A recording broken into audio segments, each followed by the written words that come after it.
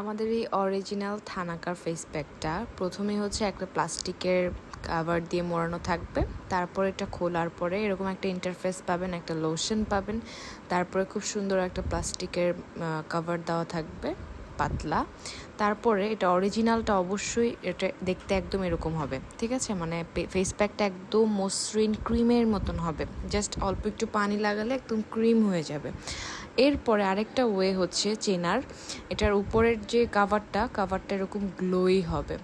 তারপরে দেখেন এখানে হচ্ছে একটা বারকোড স্ক্যানার আছে, এখানে স্ক্যান করলে আপনারা বুঝতে পারবেন এটা আসল নাকি নকল। এখানে স্ক্যান করলে আপনাকে ডিরেক্ট থানাকার ওয়েবসাইটে নিয়ে যাবে।